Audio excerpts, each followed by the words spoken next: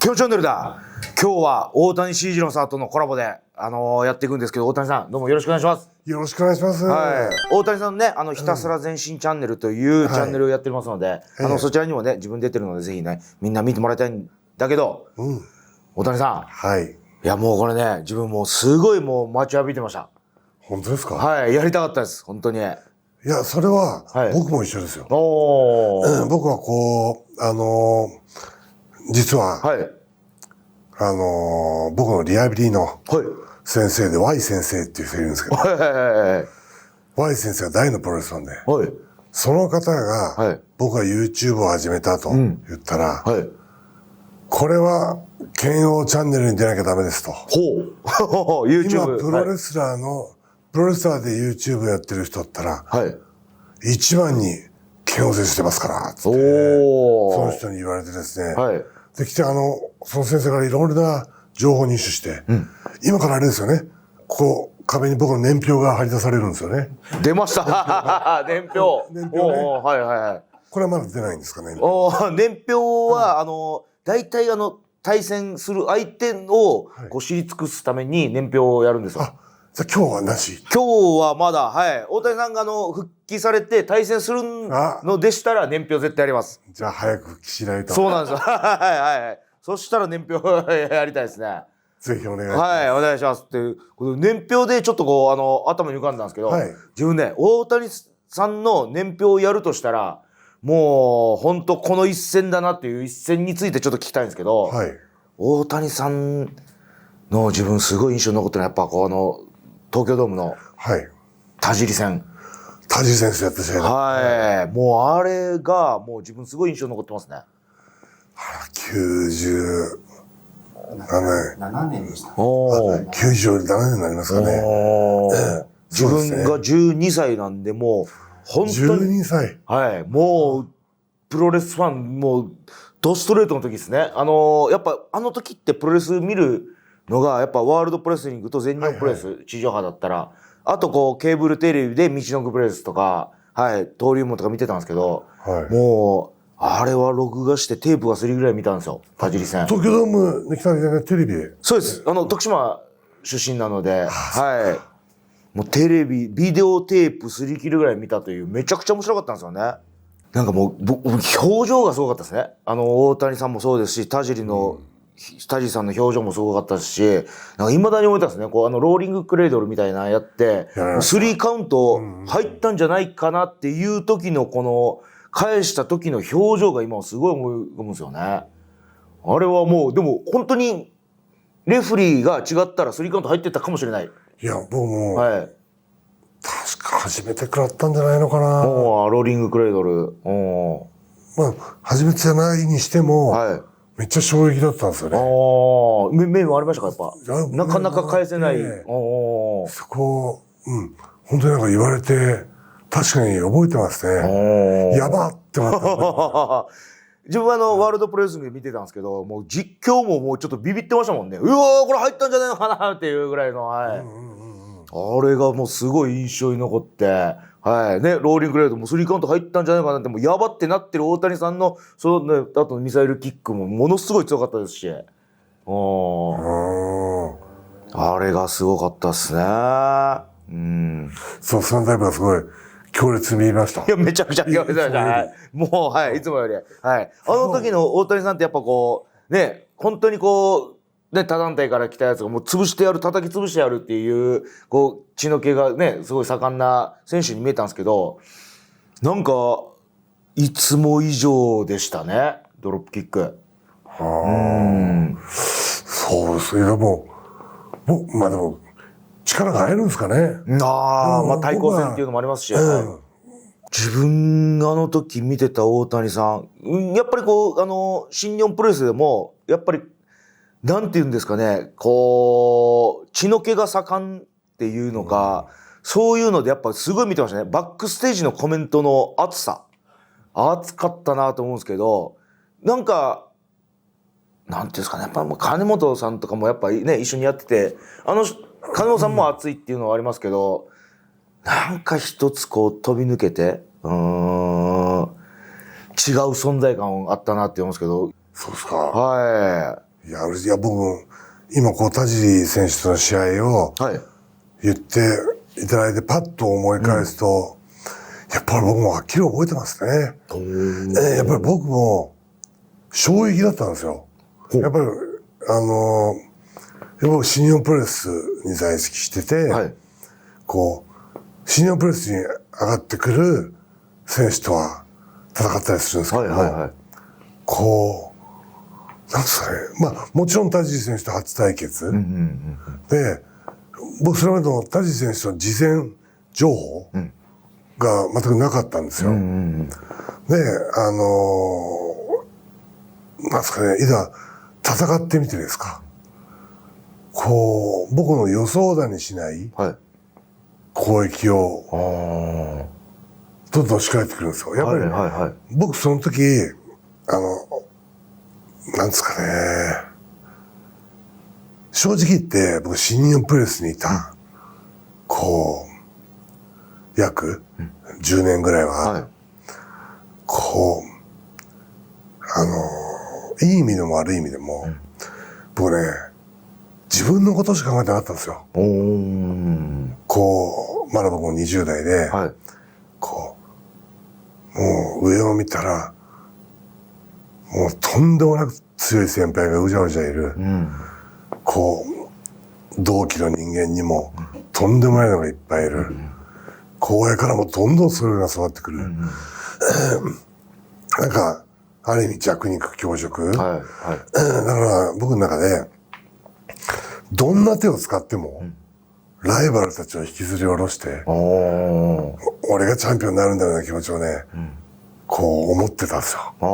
でも、そういうプロレスラーだったら、そういう時期僕なきゃダメだと思うんですよ。そうですね。もう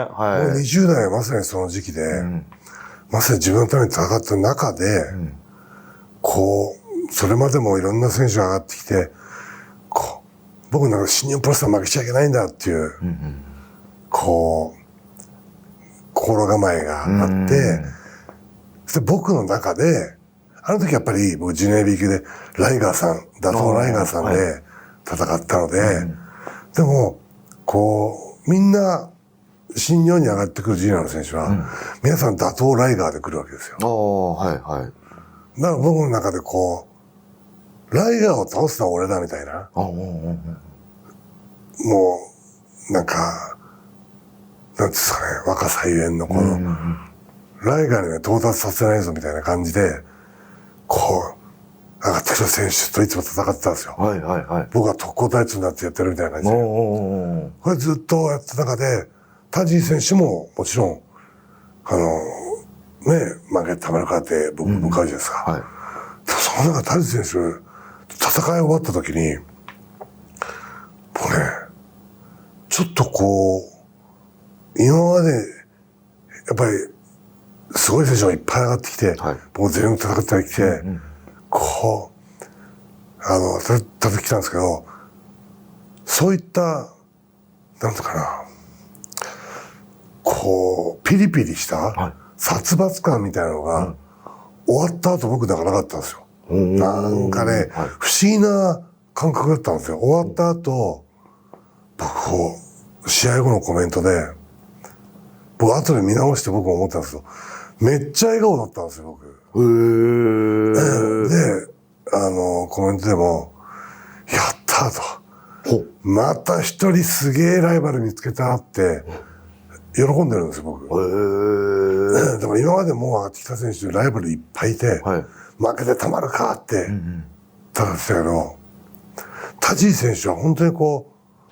全く僕事前情報なかったからかもしれないですけどね。で、いざ戦ってもう衝撃受けて、こんなすごい選手がいるんだと思って、本当にすがすがしさを、覚えたんですよね。いや、これ舐めてるとかするんじゃなくてですよ。全力で戦って。あの頃ってやっぱ新日本プロレスのブランドがすごくて、大日本プロレスが喧嘩売ってきて、やっぱりちょっと下手に見てる部分もあったと思うんですけど、プロレスの戦いで田尻はなんかすがすがしさを覚えるぐらいスキルがすごかったみたいな。僕は、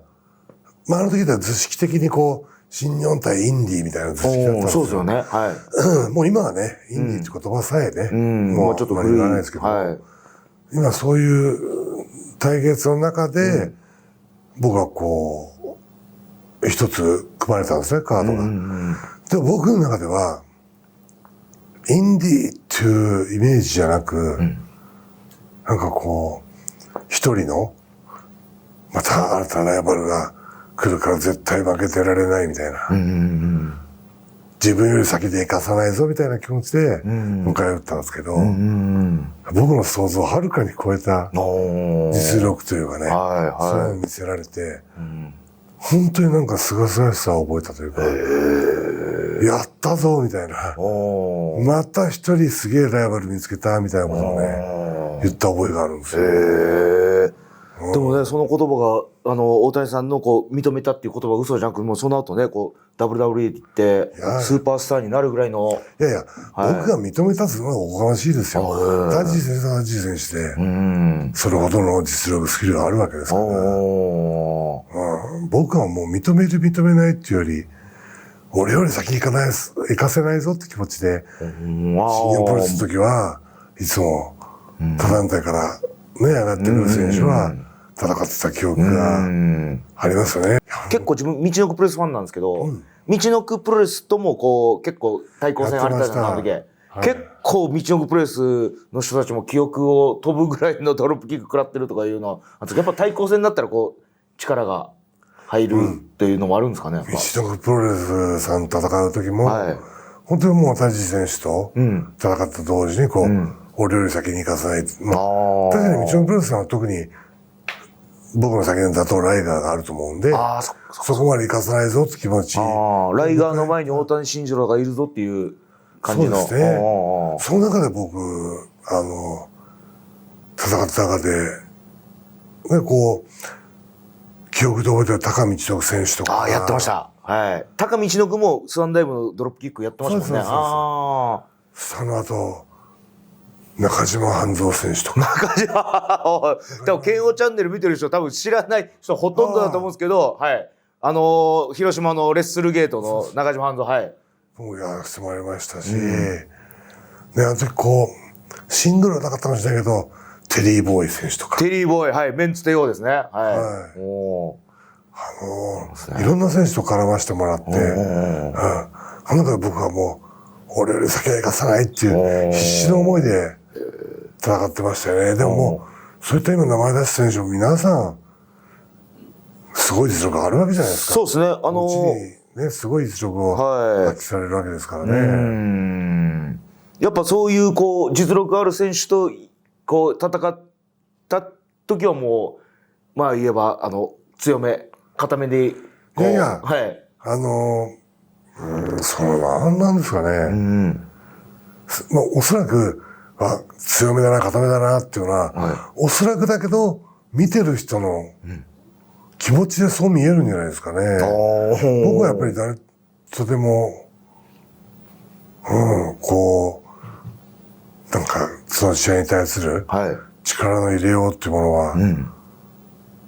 ってなかったような気がするんですよね。他の人を蹴落としてでも行こうっていう気持ちが見えたんですよね。でもまあ、僕は、あの時代やっぱりこう、新日本プロレスは負けちゃいけないみたいな気持ちでこう立ち向かってて、こう、でも僕、他団体から来られる方と戦ったり絡ませてもらうことで、僕もね、いっぱい学ばせてもらったんですよね。これちょっと、田地選手とは話ずれちゃうかもしれないですけど、これも何年だったか忘れましたけど、一度、道のくプロレスさんとずっと絡んでる時に、道のくプロレスさんの大会で、こう、僕、サスケさんと、シングルマッチさせてもらったから、知ってます、もちろん。それなんか、もともとはライガーさんが、そうです。来るはずだった。代打だったんですよね。それで、ライガーさんが、怪我だったのかな、急遽僕になって、サスケ対大谷になったんですよ。でも僕は絶対負けてなるかと、いつも言う時に乗り込むわけじゃないですか。そして僕ね、こう、会場入りして、やっぱり、ウォーミングアップしたかったから、こう、早めに入るじゃないですか。早めに入ると、こういう話をしていいかどうかわかんないですけど、サスケさんが、リング組んでるんですよ。そして、サスケさんが、椅子並べてるんですよ。なんか僕、こう、なんていうんですかね。それ、光景がすごい衝撃で、衝撃の後に僕、なんかいろんな感情から、すっごいかっこいいなと思っちゃったんですよ。で、こう、なんていうかな、ミッションプロレスで、こう、リング設営から、椅子並べとか、もう全部、選手やってるわけじゃないですか。だからこう、それを見て、すごいなって思っちゃって、逆にこう僕は、ミッションプロレスの選手、他の団体の選手も、そういう方が多いんですよね、多分。リング先生とか、選手とかやったりする。それを見て、すごいな、と思ったんですよ。なので僕、01行ってからね、まあ、当時、リング設営やってる前に、ね、リング設営も椅子並べしましたけど、その時に抵抗僕全くなかったんですよ。だからあの時に、かっこいいなと思っちゃって、すごい道のプロレスって、すごい、こう、なんつうんだろう、地方で頑張ってる団体っていうのをね、しみじみと感じたことがあって、で、試合でも、僕、サスケさんに、完膚なきまで叩き潰されるわけですよ。僕、考え方がちょっと変わりましたよね。こう、新日本プロレスに、他の団体から上がってくる人は、本当に命がけで上がってくるんだと。這い上がってやろうという気持ちがすごい強かったですよね。そういうのを、感じて、ミッションプロレスさんに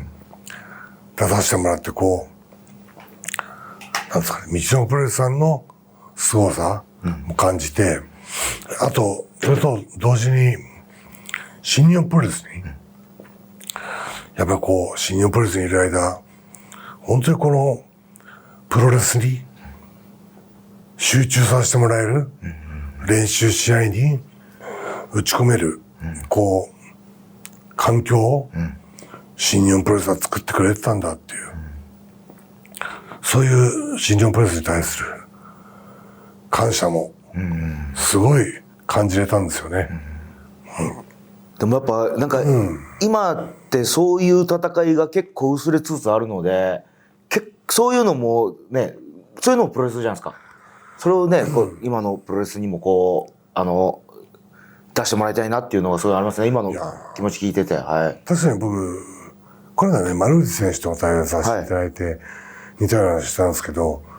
僕今のプロレスもね、素晴らしいと思うんですよ。いや、はい。今のプロレス見て、お客さんがこう興奮してね、声援を送るわけじゃないですか。今のプロレスも正解なんですよ。でも、僕昔のプロレスも、もしかしたら今の時代にって考えると、間違ってる部分があるっていうのかもしれないけど、正解もあると思うんですよ。僕の中でね。だからこう、どちらが正解だじゃなくて、こうどちらもこう、いいところを残していってほしいなっていう、特にこう、ね、丸内選手とも話したんですけど、今のプロレスが10としたらね、その中に1、いや 0.5 でもいいですよ。その昔のプロレスがあったら、めっちゃ際立つと思いません？めっちゃ際立つし、そこに今のプロレスをずっと見た人も、おって見ると思うんですよね。で、そこにやっぱり本気さというか真剣さがあるわけじゃないですか。だから僕は、時代は流れるとも、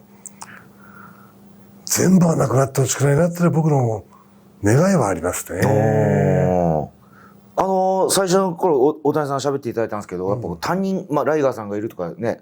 他から来たやつ上がらせないみたいな、あるんですけど、他人を蹴落として、自分が上がってやる一人だけでも、自分だけでも十分だっていう気持ちが今あんまり少ない選手が多いなっていうところがあると思うので。そういうのもないんですか、今。結構やっぱもう一緒スクラム組んで一緒に盛り上げていこうっていう雰囲気が多いかもしれないですね。だからそういうやっぱね、一人一匹狼みたいな人間がいた方が自分は今でも映えると思いますね、その選手が。そういうのをね、気持ちを持って戦ってもらいたいなっていうのはありますね。はい。特に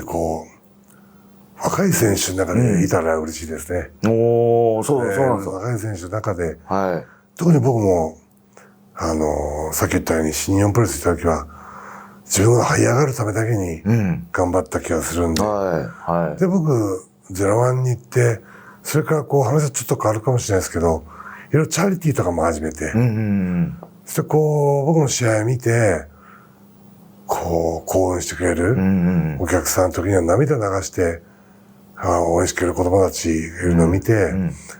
僕はね、ある時から、自分のために戦ったのを、これから誰かのために戦おうって思いになったんです。ちょっと、すごい臭い言い方ですけどね。僕のプロレス見て、なんていうの、人生観が変わったとか。ただ僕のプロレスじゃなくても、プロレスを見て、頑張ろうと思えたとか。そういう人って今もいっぱいいるわけじゃないですか、絶対。だからもうそういう人たちのために戦おうって、いつしか思い始めたんですよね。気持ちの変化が、ありましたね。どんなもんだろう。10年か。そのぐらいからかな。2000、もっと前かな。チャリティー始めたぐらいから、そう思うようになったんですね。なんか年齢とともに変わっていくって言いますね。20代はもう自分のことしか考えない。30代は周りの人のことを考える。40代はもうなんか、もっと周りの人を考えるみたいな、あると思うんですけど、やっぱりね、自分思うんですけど、20代はやっぱ自分のことだけ考えてやっていくっていうプロレスラーがいてもいいと思うんですね。でも30代になった大谷さんみたいにやっぱ周りの人、プロレスで勇気を与えるっていうね、気持ちがなってる。そういうレスラーになってもらいたいがために、20代はもう自分のことだけ考えろということを、剣王チャンネルで、ね、プロレスラーに対して言いたいですね、自分はでも。大谷さんみたいに自分のこと考えてたら将来、周りのことも考えるレスラーになれるのでっていうので、はい。僕の場合は20代で自分のことだけ考えて、で30超えて、01を引っ張るようになってから、誰かのために戦えるプロレスを覚え、そして、僕は、今年からね、ノアさんの力をいただきながら、いろいろなことを動けるようになった。僕はもしかしたら、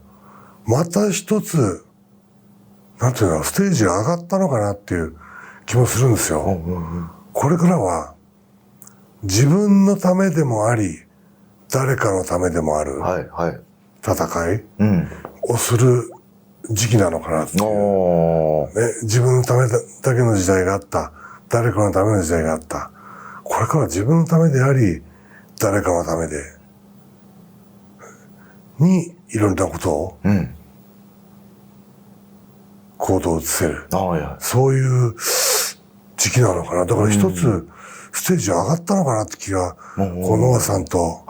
一緒にやらせていただくようになって思うようになったんですよね。だからもう人それぞれ、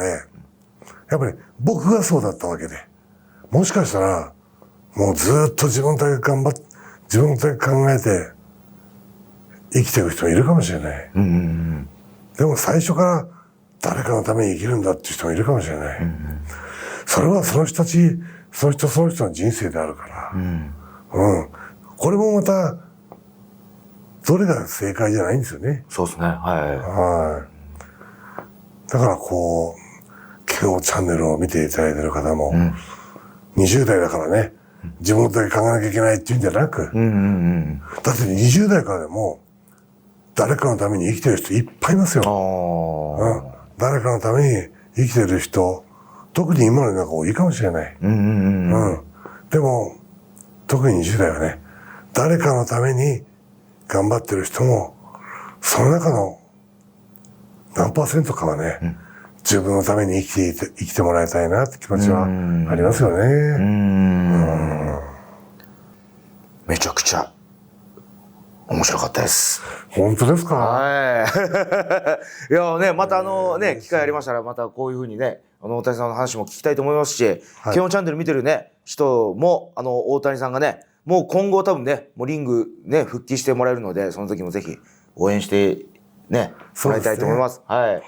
谷さん今日はどうもありがとうございました。ありがとうございました。大谷さんのチャンネルのね、ひたすら前進チャンネルでもケオン出てるので、ぜひよろしくお願いします。よろしくお願いします。ありがとうございました。はい。てめえら、クソ野郎ども。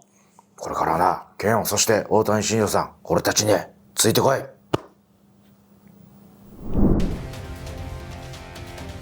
剣豪じゃんけん、じゃんけん、ほい。